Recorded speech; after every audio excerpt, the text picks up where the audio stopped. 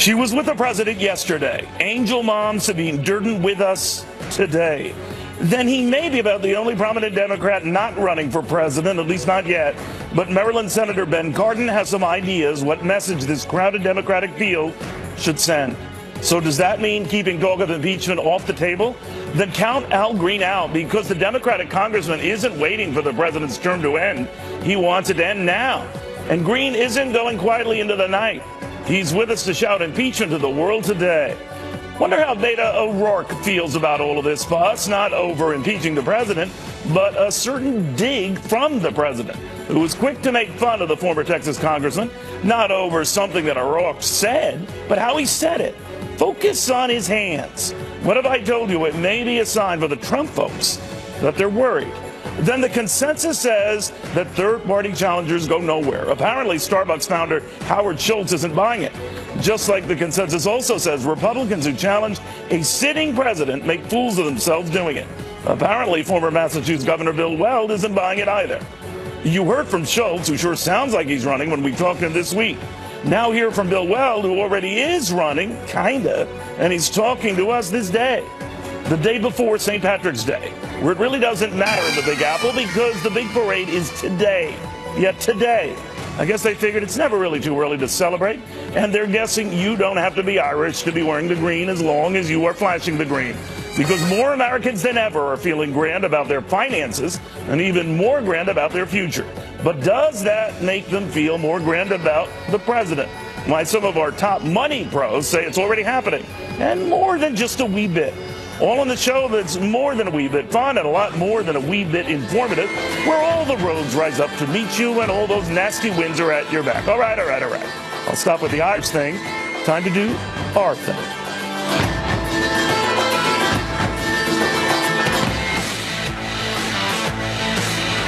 Neil Cavuto, and my staff already told me, Neil, don't even think of your Irish accent. It's pathetic. I will use it a lot during the next 2 hours because, believe it or not, here in the Big Apple, even though St. Patrick's Day, as I said, is tomorrow, they're already preparing for it today. The big parade is today, just one block over behind us on Fifth Avenue. Chicago, they're getting ready to dye the water green. They do that every St. Patrick's Day. I don't know why, but they like to. That's fine. We're on top of all of that. Also on top of a busy news day where a lot of the candidates are crisscrossing the country right now, hoping for their own little version of the luck of the Irish. We're keeping track of all 300 Democrats running for the Oval Office. It's not really 300, as you know. It is 200. All right, we're keeping track of that because a couple of the people and the names that have been mentioned and their thoughts are coming up in this very big show. First out, I want to thank David Oasman, who was here in my place last week. Thank you, David, for your hard work. Now to the hard work of those candidates crisscrossing the country, trying to become the next president of the United States. Jillian Turner, following all those campaigns. Jillian.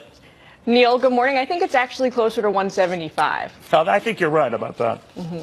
So former Congressman Beto O'Rourke is at the 2020 campaign trail running this week. He launched his presidential bid on the cover of Vanity Fair's April issue and then headed to Iowa.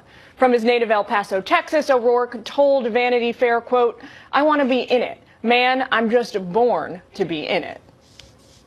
And I think my experience, the way in which I've served, the way in which I've campaigned in Texas, what I'm learning from you here in Iowa, leads me to be able to help lead this country at its moment of truth.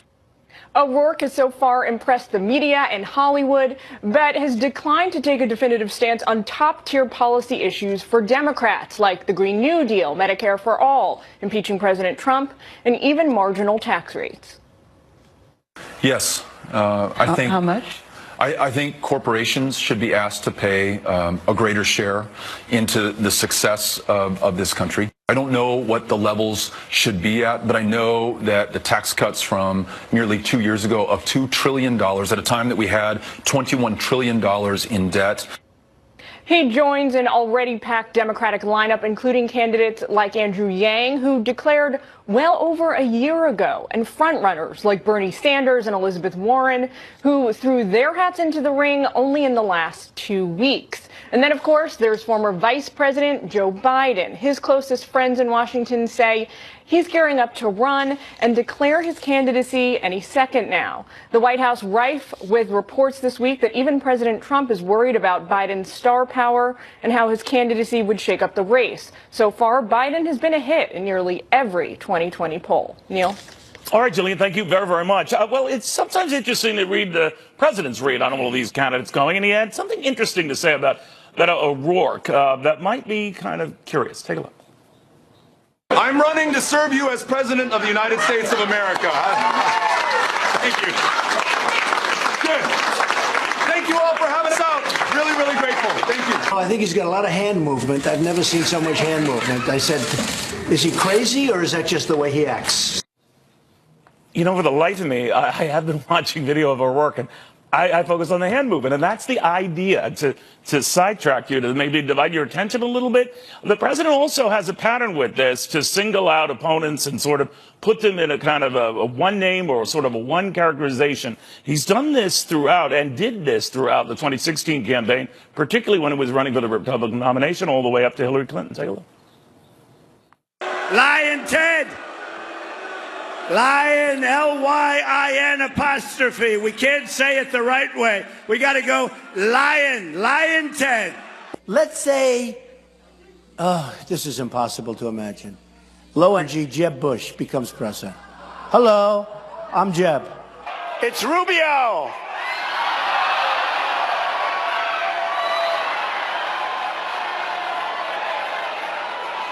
That's what it is.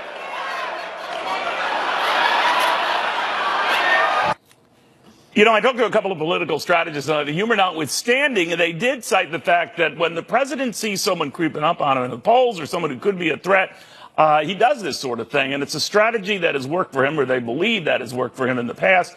And maybe by singling out Beto O'Rourke or saying something about Elizabeth Warren, Pocahontas, you know the drill, he'll put them away before they have a chance to develop. Let's get the read from GOP pollster Chris Wilson. We've also got Jessica Tarloff with us, Kat Timpf with us. Kat, what do you think of that?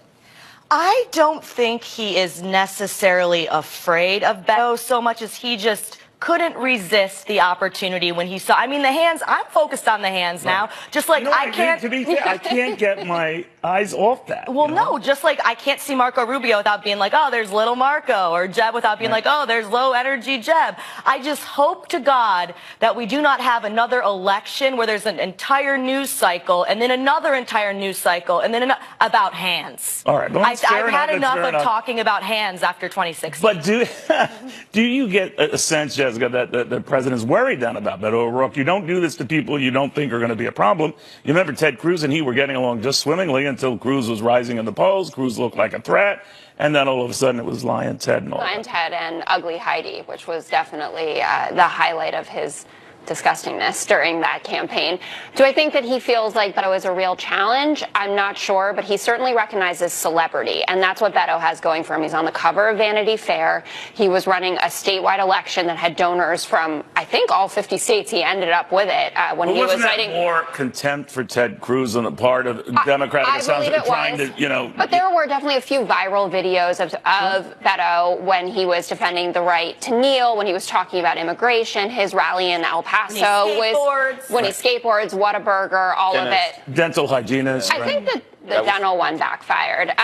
But I do want to point out that the person who doesn't have a nickname is Nancy Pelosi, and he definitely sees her as a threat. I've always found it interesting that he will not go there with her. He just says, you know, Brian, Chuck, and Nancy. Maybe after this. All right, Chris, what do you think? Well, I think Kat's right. I don't think it has anything to do with him being afraid of Beto yet. That may ultimately be the case. It's more just Donald Trump has a way of dominating a news cycle.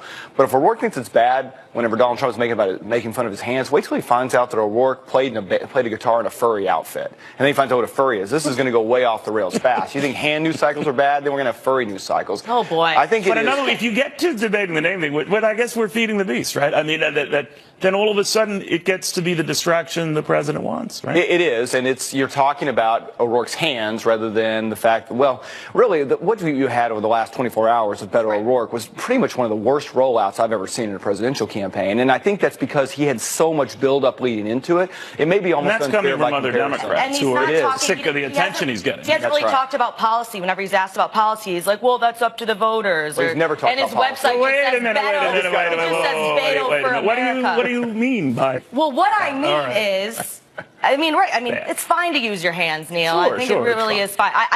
We're all gesticulators. We're all, yes, we all are. I am too, and I've not. But I so read more the the criticism of Beto O'Rourke coming from Democrats who didn't fancy the stardom that he's getting. Right? They're a little envious of it. I don't actually think it's that. I think there is an arrogance to I was born to do it, for instance. And what's going on where he says, I realize that it's not a popular time to be a white man in this party running for office, so I'll make sure to surround myself with people of color and with women. And did you find that offensive? I didn't find it offensive. I thought it was better that he acknowledged it than not. I'm all for everyone getting in the race, but there are people who have been working their tails off for a lot longer, who have records to run on, and who are diving deep into policy. He also said, I don't prepare. I get up there and I speak from the heart, and I tell you, Kamala Harris doesn't do that. But neither does the president when he gives a speech. I mean, he wings it. He's very effective at it. I think his winging it only goes so far because he knows what he wants to say. He knows he wants to talk about the wall. These are the bullet points. These are the bullets. By the way, and no matter what Beto has that. He knows his bullet points, right? Not in the same way, but he doesn't have 4 years of having a base that wants to hear. You're right about it. Chris, I think Republicans though underestimate Beto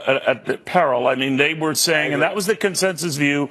Barack Obama had only been a senator a couple of years. He's running for the highest office in the land. And, the last guy who lost a Senate race and went on to win the White House was a fellow named Abraham Lincoln. Now, I am not comparing these two at all. Yeah. Don't get me wrong. But history is a way of just sort of making fun of those who kind of... It does, but I think to Jessica's point, she's right. You've got, if I'm Cory Booker or Kamala Harris right now, I'm really angry about the way the attention's getting. But the other people who are angry right now are Texas Democrats, because he spent more time now campaigning for Democrats for election in Iowa than he did in Texas. He did not help Democrats statewide in Texas. And in fact, whenever he was very confident he could tip that state blue. Well, there is a lot of reasons why what happened in Texas in 2018 happened. Some of them had to do with O'Rourke. A lot of it had to do with, that's where I think Republicans should not underestimate. He put together a very solid organization. He understands how to run a campaign. He's an indefatigable campaigner. Do you think he could tip it blue? That the state is heading? I don't think he could. I think it's so interesting, the kind of, it's not just confidence so much as arrogance to say I was born to do this after you didn't do it. Yeah. That's what's interesting. But why also wouldn't you run against John Cornyn in 2020 if you have built this base of support in Texas? Because he was born to do it. You didn't see that? I did. I saw it many times. I'm done with the hand thing. I'm done with all of that thing. And later on, I'll be doing my Irish accent thing. But I do want to pay attention from talking about whether Texas goes blue to green everywhere today, before St. Paddy's Day. This is the scene now in Chicago at the River. Green every year. There you go. That's all you need to know. It's before St. Patrick's Day, but the Irish, it's really never too early to celebrate. More to this.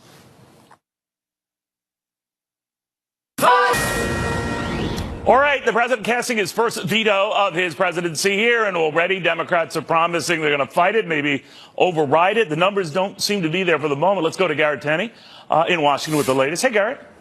Neil, good morning to you. President Trump says he did not have a problem with the 12 Senate Republicans who voted against his emergency declaration, though that is largely because they did not have enough votes to override his veto. On Friday in the Oval Office, surrounded by law enforcement and angel families, the president issued his first veto and insisted there is an invasion across the southern border which poses a national security threat to the United States. Consistent with the law and the legislative process designed by our founders, today I am vetoing this resolution.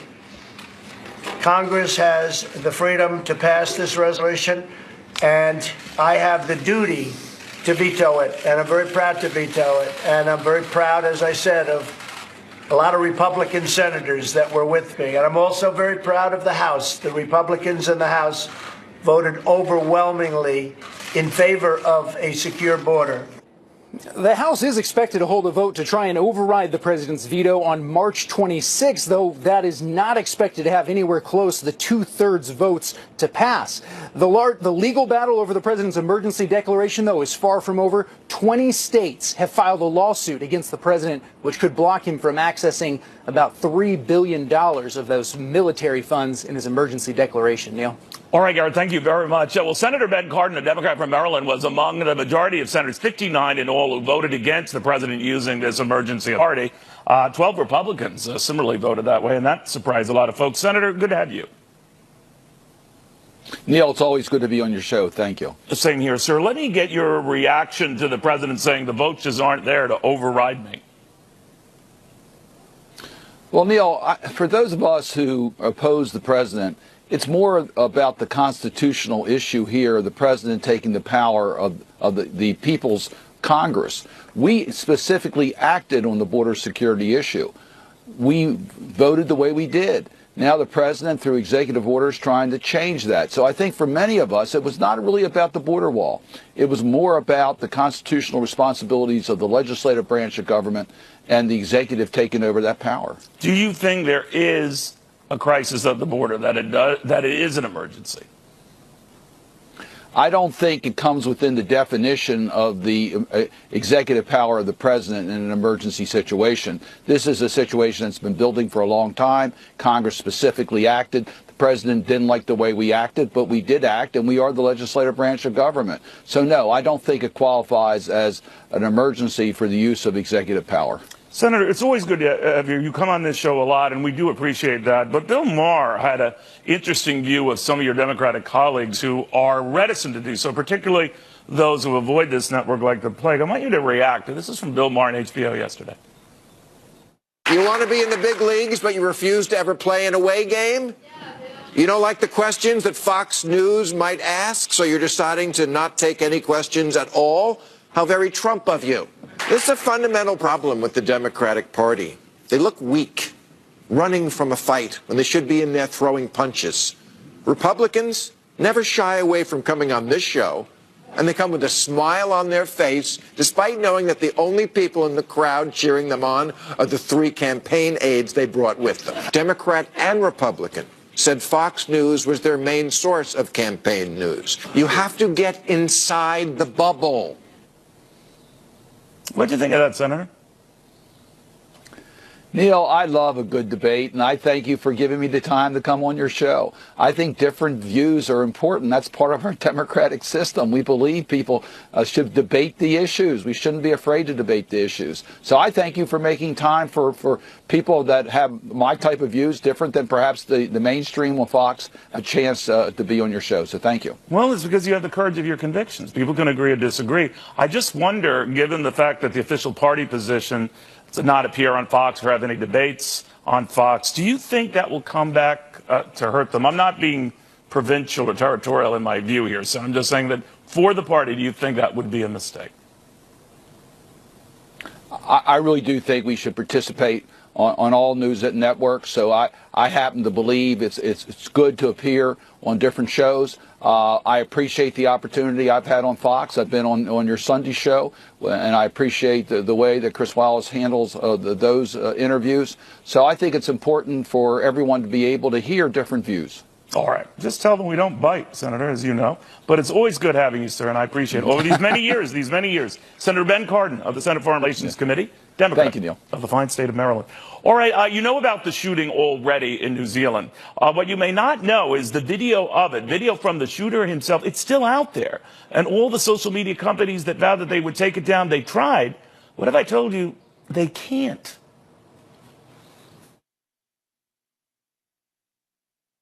All right, we're learning a little bit more about the suspect in that New Zealand massacre that killed 49 people. The very latest from Ryan Chilcote, who joins us right now in London. Ryan. Yeah, good morning, Neil. In fact, we're learning a lot more about the gunman. For one, the police have identified him, something we're not doing on Fox News just yet as a matter of company policy. And the suspect has appeared in court in Christchurch, New Zealand. Now, the authorities tell us that he is 28 years old and that he is a citizen of Australia.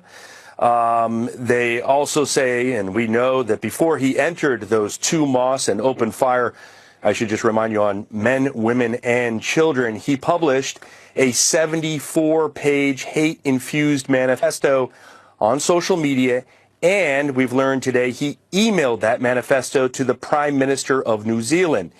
In it, he describes himself as a white supremacist seeking to avenge terrorist attacks in Europe that had been perpetrated by Muslims. Just to remind you, at least 49 people were killed in the attack. Another 39 people still remain hospitalized, including about 11 in intensive care who are still fighting for their lives. Needless to say, memorials right around the world still underway, still continuing for the people both in the hospitals and that passed away in that attack. Now, the shooter did not only use social media to post his manifesto, as you probably know. The attack itself was also teased, if you will, on Twitter, and the attacker live streamed his attack on Facebook. Facebook says, for their part, that they moved quickly to both remove that feed and to remove the suspect's accounts. But there's obviously a lot of attention on how he used social media and how those social media companies responded. Neil? All right, Ryan, thank you very much. Ryan Chilcote. In the meantime, as Ryan was pointing out, this was on social media. In fact, the killer telegraphing a lot of this on social media as well, long before he live streamed it pretty much to the world. And again, Facebook and some of the others, Instagram, Twitter, saying they did try to take this down, but once many of the users, thousands of them, record it and all and share it among their colleagues, friends, whatever, it goes viral, and it's still out there. Fox Business Network's Lauren Simonetti. We've got Fox News contributor Gary Kalpom, CPA market analyst Dan Geltrude.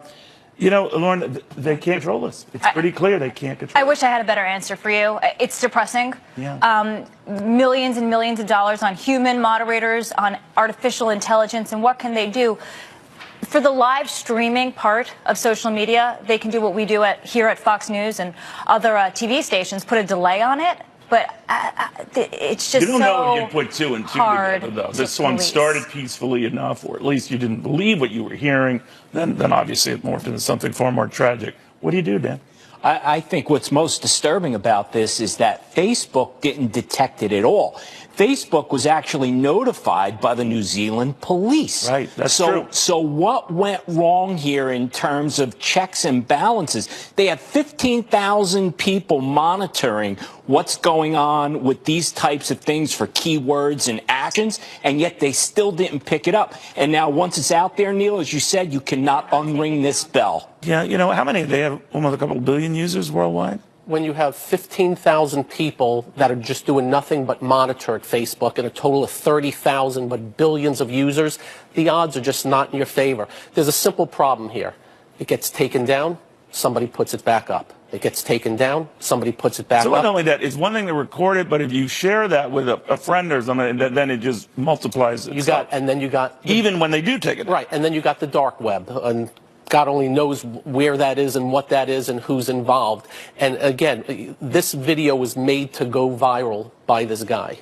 And guess what? He has gotten his way, and I doubt it's ever going to be gone off of the web, because once it's there, it's like cement. Yeah. You know, Lauren, too, what's been raised is that will encourage others to use social media to do even more gruesome things. And that's why police said, please don't share this. If you've seen this video, don't share it, because you're just inspiring other copycats. But apparently tens of other thousands terrorists. And it's so easy to find. You can even, if you're worried that, you know, it'll be shared, you can take a video of it on your own phone, and then you have it on your device. Unfortunately, Can they disband you? I was talking to some of your younger staff members who know all of this far better than I, but who were saying that if you do share something like this, they can just take you off as a user, but you can quickly re-sign as a different user.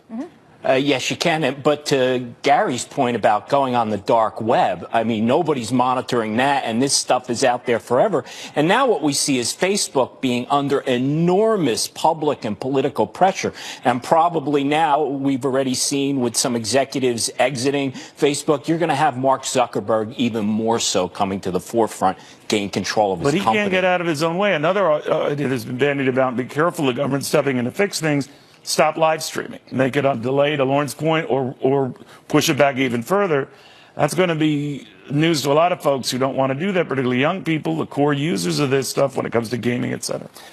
It defeats Facebook's purpose on what they're trying to do with live streaming. Everybody has their own little TV show and their own little episode. So I don't think that's going to end. Look, this is not the first time it's going to happen, and unfortunately it's going to happen again. There are dozens, hundreds of thousands of websites where you can put the word gruesome under their title, and for whatever reason, I hate to put it in this term, but it almost sells for people to go and to see these things on the web, and that's why it stays out there. When there's a demand, it gets supplied. It's so out of control that the companies can't handle it. They What does that cannot. tell you? Guys, thank you all very much. They'll be back in the next hour. In the meantime, you know already about the college admission scam. What you don't know about the lawsuits, not from those who are lawyering up right now, but from those whose kids never got in, who are lawyering up even more. Get to this. Sworn in as the official mayor of a small town in Vermont.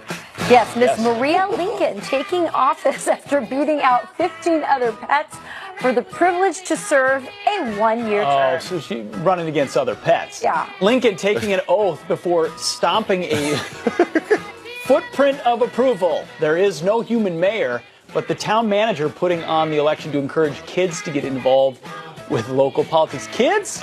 What state is Bernie Sanders from? Kids, remember goats, kids. What are we teaching kids? Oh boy.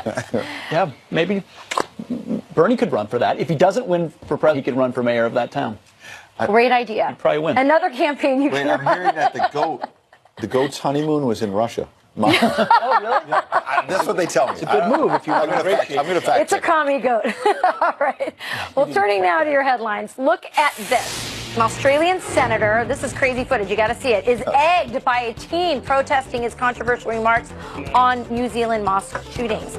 The Senator Fraser Anning threw international condemnation after blaming the terror attack that killed 49 worshippers on Muslim immigration. Anning had to be restrained after repeatedly hitting the boy in the face.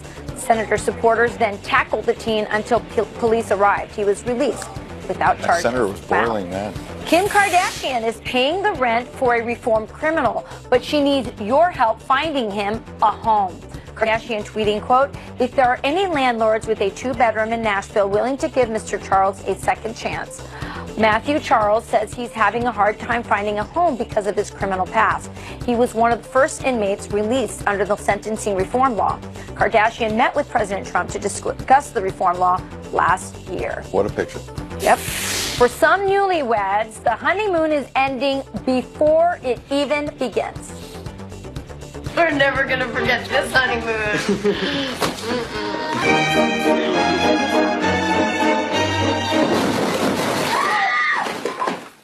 Well, couples are now taking honeymoons, post-wedding trips without their new spouse. That's according to the New York Times. While some split after their big day because of work, others did it because they just couldn't agree on where to go.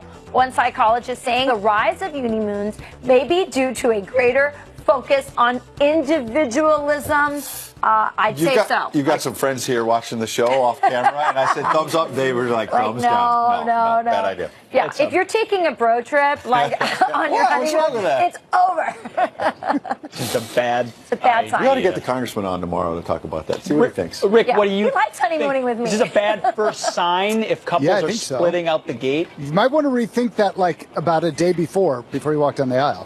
There, by the way, let's just there be a new study like 5 years from now. Go back and find those couples and see Good how idea. things are going. Maybe I it's love way that. better. Great idea. Who knows? Yeah, maybe it works. You're right. Maybe it does. We'll see in 5 years. All right, guys, let's talk a little weather out there. There's a big story going on across parts of the northern plains, areas from Nebraska over towards Wisconsin, dealing with incredible flooding. Take a look at the maps, show you what's going on. We had all of that rain this week, a really incredible storm, one of the most powerful storms we've ever had, at least that we've measured across the central part of the country. It's gone.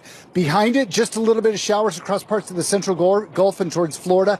That's going to remain throughout the weekend, so keep your umbrellas handy. We are watching flooding, though. All these areas, because of that heavy rain and because of incredible amounts of snow that you saw this winter, all of that melting very quick and causing a lot of flooding emergencies there. It's primarily the Elkhorn, the Platte, and the Missouri River. Keep in mind, all that water has to eventually flow into the Mississippi. I think we could be talking about flooding for a long time this spring. The good news is no big precipitation anywhere in the country. country behind this system. And in fact, as we move through the next couple of days, things overall pretty much everywhere remaining pretty dry. All right, guys, back to you inside. All right, Rick. Thanks, Rick. Appreciate it. All right, well, people across the country are taking the polar plunge to raise money for charity in the cold winter Well, months. TV's Todd Pyro is about to take the plunge, literally. Last year, it looked like he got a case of cold feet, you might say. He didn't quite go all the way in. Will it go better this time around? Come on, Rachel, They're so stick with mean. us. I'm with you, Todd. You did take the polar plunge. He joins us now in the town of Oyster Bay, New York, and he's going to do it now.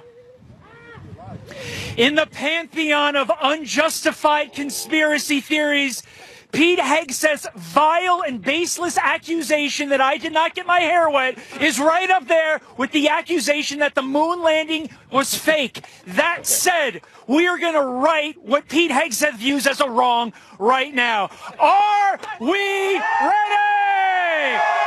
On my count, 3, 2, 1. Now we have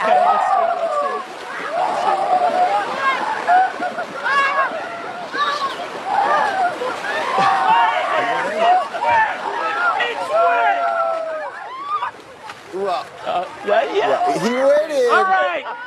As you see, I am fully wet from my toes to my head, Hegseth.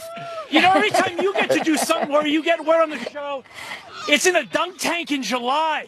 Why don't you get your Minnesota you-know-what out here and show, it's a challenge. show the nation how it's done? Sounds like a challenge. I Wait, can't hold on. hear you, so I have no idea how bad you're ripping me right All now. for a good But cause. we had What a do you lot think? of fun. Should Pete go out? good. He can't hear us because he can't I know, have he ear can't because he hear goes us. underwater. But friends at FoxNews.com, should Pete take the next plunge? I just want to say, for those of you who couldn't see off camera, I have never, ever, in all my times hosting the show, ever seen both of these guys walk over to look at it. They were right Did he get in or not? We went down there. check.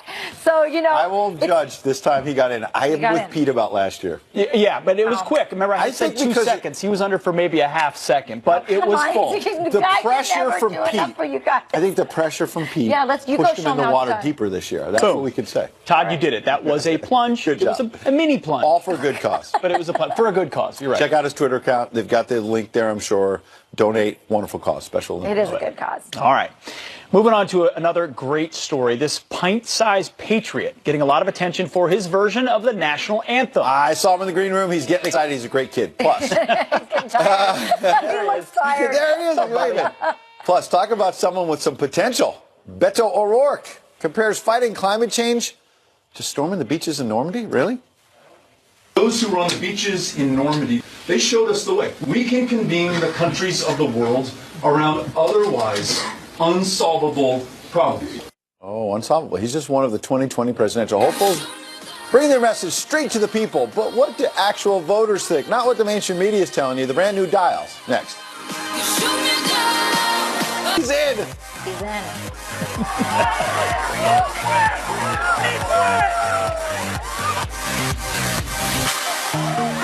All right. As you see. 2020 presidential hopefuls out in full swing, bringing their message straight to the people. So what do the voters think? Here with the Dials, our friend, partner at Miss Lansky and Partners, Lee Cutter. Good morning again. Great to be here again. Bernie Sanders seemed to be thrilling the left when we talked to you last time. Let's take a look at this bite where he beats up on the president a little bit. This campaign is not only going to defeat Donald Trump, the most dangerous president in our lifetimes. This campaign and the government we are going to create is going to transform our country and create an economy and a government that works for all of us, not just the 1%. So you can see there, Bernie is capturing the hearts of Democrats. They gave him an A. Not so much with the Republicans and Independents who gave him an F. Not so surprising that we're really divided between Republicans and Democrats. What is surprising to me is how turned off the independents were by his message. They really don't like it when they go anti-Trump, but they really just are not inspired by Bernie. But let's not forget, and we talked about this earlier, that the game is really about winning Democrats because so many of the primaries are closed. You have to run in the election that first the first one, the primary. That's You have right. to win that, and then you can move on. Let's look at Beto O'Rourke. He's getting a lot of buzz this week. Here's a clip from him. Those who face an existential threat to Western democracy and our way of life, they showed us the way. We can all come together, we can unite, we can marshal the resources, and we can convene the countries of the world around otherwise unsolvable problems. That moment is now for us on this issue. So if there's a time to reassert global leadership and make friends instead of enemies, it's today, because the challenges are too great. So what does this tell you about Robert Francis? What this tells me is that he does inspire folks. You can see that the Democrats there gave him an A, independents and Republicans gave him a C-, not so bad. What you can say there is people were inspired by his message of coming together, but when he tried to compare this, he made a leap here to climate change, like this is the beaches of Normandy. That's when everybody said, wait a minute, a step too far. But you know what? The thing that's so interesting is that there's something appealing about him. People like the hand motions? I mean, Trump. Can you tell our body language? We can do that. We can do that separately. Absolutely. Absolutely. I couldn't tell if he was conducting an orchestra or not. One of the other candidates, Kamala Harris. Here she is talking about tax cuts. I am proposing what has been described as one of the most significant, one of the greatest tax cuts for middle-class families and generations. If you are a family that is making less than $100,000 a year, you will receive a tax credit that you can receive at up to $500 a month. Well, let me tell you how we're going to pay for it. We're going to repeal that corporate tax cut. So you can see there, she's got quite an appeal there. Democrats gave her an A-, and Republicans and Independents gave her a C-. Tax cuts sound good, but what you can see happen with Republicans and Independents, as soon as she said repeal that corporate tax, not so much on board. But she has a different idea. She's out there talking it. Everybody else is talking about health care. She's talking about something a little bit different. Health care as well for Cory Booker. Let's quickly get to that. In the United States of America, health care is a right. It's got to be. You cannot have life, liberty, and the pursuit of happiness if you don't have health care. Liberty is not being shackled to fear because you can't afford to get sick. And so my passion and my work is to make sure that every single American has a right to high-quality health care. Look, and Cory Booker has quite an appeal there, too. You can see Democrats gave him an A, Independents and Republicans gave him an F. So not quite as good as some of the others on the independent side, but he's a contender for sure. So somebody to watch out for. But I still think right now Bernie's in the #1 spot with the Democrats. I agree with you. I do. Yeah. I've got a lot more to say about that. We'll save it for later. Thank you very much, Lee. Great to be here, Lee. All right, well, a cool story coming up. A pint-sized patriot getting a lot of attention for his show-stopping national anthem. That our flag was still there. He's getting ready to sing it right here on Fox and Friends. You're not going to want to miss it. Yeah. Spangled banner, yet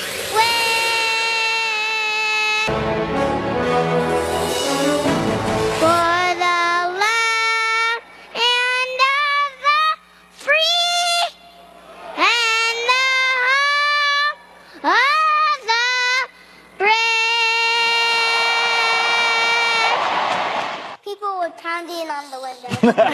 You said they were pounded on the windows. A 4-year-old, you just heard him, a singer belting out the anthem out at a Hershey Bears hockey game this week. And this morning, Landon Mack, his mom Kim, and dad Rich join us live. They are super pumped. Welcome to Fox and Friends. I have to say, Landon, I've never had a guest on Fox and Friends that I wanted to actually eat up. If you are the cutest thing I've ever seen. Who's your favorite team? Hershey Bears. Anyway, Hershey Bears? you can tell me anything I want. Great. You'll answer anything you want. Tell us about your shoes. You're excited about your shoes. They light up? Where they're lit up. You're a patriotic guy. Now, you learned to sing this song from YouTube videos, right? You watched people sing it? Yeah. Is that right? Yes. Look at him. How did you? No, it's all right. I got a 4-year-old. I know how it is. What? Does he sing this? He can't sing like you. No. Maybe I'll teach him. That's How why you're proud on. are you, Mom and Dad? What's that? How proud are you? Oh, so proud. I mean, Extremely. our hearts just town, especially that night. We were so nervous, but so proud of it. Did you think it would go viral the way it did? No. Absolutely not. No, it blew Something up. for fun. Yeah, you probably thought it's adorable. You're the parent, Exactly. but you didn't realize that all of us think it's so adorable. How many times has he done it? Was that the first time, or? That was the first time at the Hershey Bears game, but he's done it at small venues. Huh? Yeah, just for kicks. And this happened. Landon, why do you like to sing so much? I'm good at it. Drop the mic. Well, listen, why don't we just should we get him to, let's just have you do it. He looks like he's been waiting around. He's a little restless, so. Hey, Landon, would you sing the national anthem for us, buddy? Yeah. Would you? You'll do it? Okay. All right, let's go. We're going to hear you. Go ahead. It's all on you. Look right at the Go for it. camera. Right in the camera and use that microphone, buddy. Are you ready? We're ready. We're ready. Let's go. Say, can you see by the dawn's early light what so proudly we hailed at the twilight's last gleaming, whose bright stripes and bright stars through the perilous fight for the ramparts we watched were so gallantly streaming, and the rockets' red glare, the bombs bursting in air, gave proof to the night that our flag was still there. Oh, say does that star-spangled banner yet wave for the land and of the free and the home of the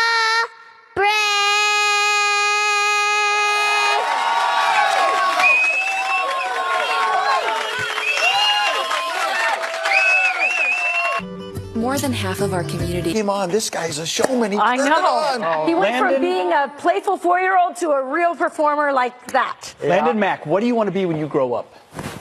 You know? Science astronaut. Science astronaut. Ooh, science astronaut. A singer?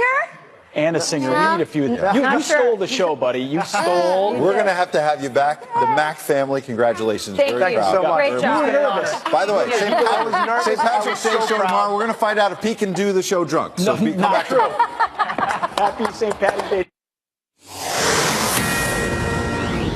After the attack in New Zealand, debating how the attacker managed to live stream it to the world. Today, social media companies under fire for showing the fire, because even after shutting it down, that video is still out there, and thousands have it, and now Washington's had it. Then the backstory on that President Trump veto announcement at the White House. There's a reason why he played it up big. He had a big cast of supporting characters to drive home his decision.